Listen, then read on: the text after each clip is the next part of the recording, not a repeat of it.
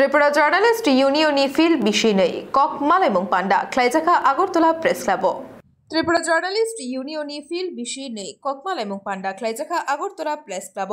Feel বিষয় নেই বিরেমনি ককমাল এমা পান্ডা সংসাজাখা আগরতলা প্রেস ক্লাব। পান্ডাও নারায় এঙ্গै মানজাखा एमपी मोजां राजीव भट्टाचार्य तै थों मन्त्री मोजां टिंकुराय पांडानि आजुकफां अंखा प्रेस क्लाबनि आजुकफां मोजां प्रणब सरकार সদস্যরা এসেছেন, সবাইকে জার্নালিস্ট ইউনিয়নের পক্ষ থেকে স্বাগত জানাই।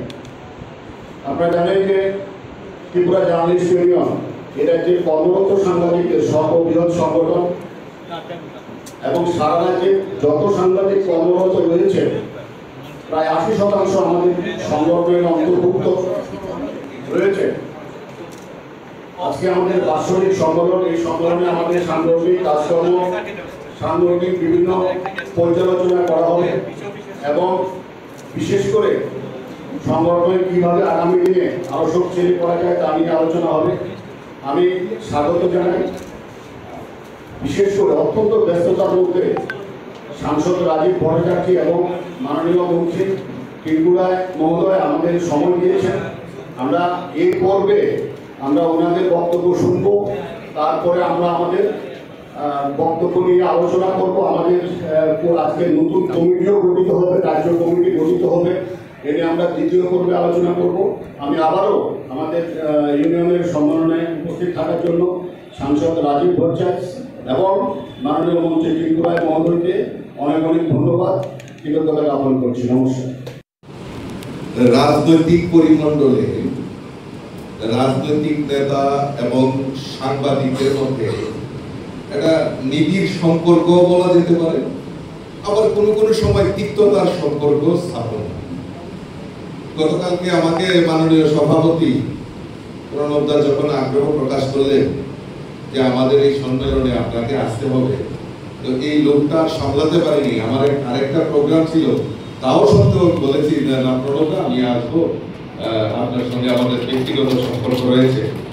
এবং বিভিন্ন জেলাতে যখন আমি শহরে যাই, বিভিন্ন রাজনৈতিক কর্মকাণ্ডেই হোক বা প্রশাসনিক কর্মকাণ্ডেই হোক, যখন যাই এখানে অনেকে আছেন তাদের সঙ্গে আমার ব্যক্তিগত নিবিড় সম্পর্ক, তো অনেককে আমি ব্যক্তিগতভাবেও চিনি।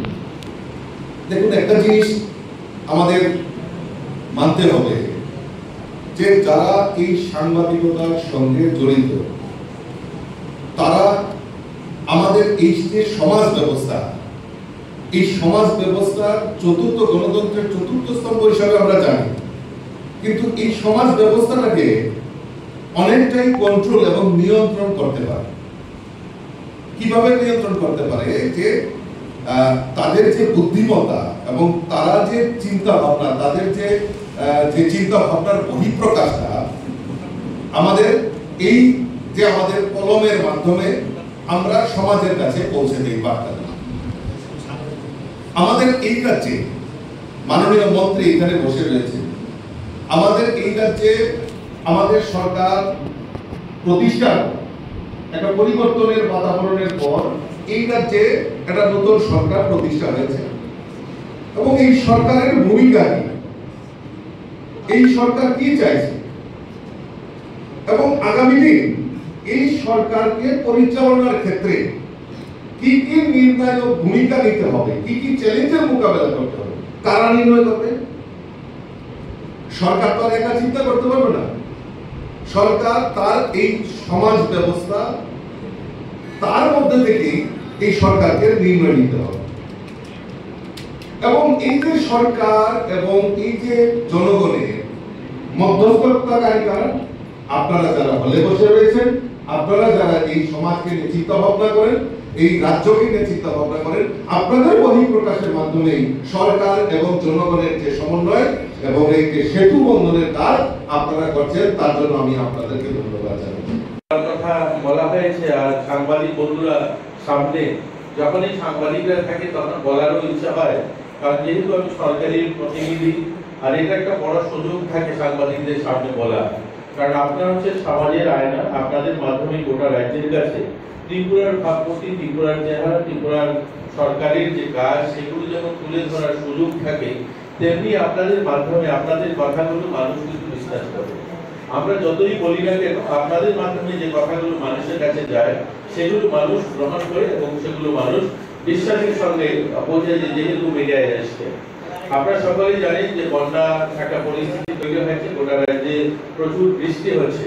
বিভিন্ন পত্রপত্রিকায় এসে অনেকগুলো রাস্তা খারাপ, যেখানে যোগাযোগ ব্যবস্থা বিচ্ছিন্ন। আমি আপনাদের মাধ্যমে বলতে চাই, গোটা রাজ্যে একটা ন্যাশনাল হাইওয়ে ছিল, আজ 6টা ন্যাশনাল হাইওয়ে তৈরি হয়েছে এবং প্রায় 1000 কিলোমিটার রাস্তার কাজ হচ্ছে। এই 1000 কিলোমিটার রাস্তার 10% হয়তো 100 কিলোমিটার রাস্তা খারাপ হয়তো পরিস্থিতি, যেখানে গাড়ি চলাচলে বিঘ্ন ঘটছে। কিন্তু এর মানে এই নয় যে রাস্তাগুলো কমপ্লিট হয়ে চলে গিয়েছে। একটা ন্যাশনাল হাইওয়ে যখন তৈরি হয় তার 5 বছর সময় পর্যন্ত ওই কন্ট্রাক্টরের অধীনেই থাকে, তাকে মেইনটেনেন্স করে পরিপূর্ণ 5 বছর পর সেটা সরকারকে হস্তান্তর করা হয়। যাতে রাজ্যে অনেকগুলো পরিকাঠামো কাজ চলছে, তার মধ্যে একটা ন্যাশনাল হাইওয়ে।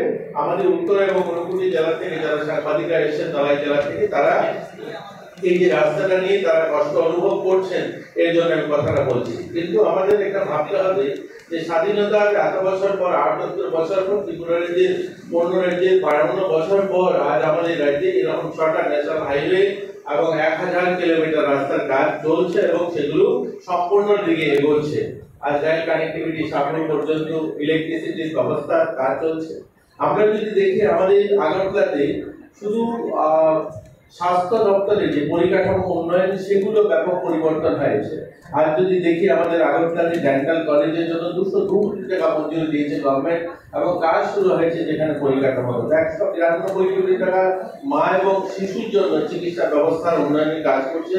বিশ্রামগঞ্জে 121 কোটি টাকার একটা রিএডিকশন নেশামুক্ত হসপিটাল স্থাপন এবং গোটা জেলায়, অর্থাৎ আমাদের 8খানা জেলায় প্রায় 120 কোটি টাকার ডিস্ট্রিক্ট স্তরে সেই নেশামুক্ত হসপিটাল স্থাপনের কাজ চলছে। আমরা আমাদের সোশ্যাল ওয়েলফেয়ার দপ্তর থেকে ওয়ার্কিং ওমেন হোস্টেল আমরা 10খানা একসঙ্গে একযোগে তৈরি করছি, প্রায় 100 কোটি টাকারও বেশি, যেখানে খরচা করা হবে। এই ধরনের অনেকগুলো পরিকাঠামো কাজ চলছে। যেমন একদিকে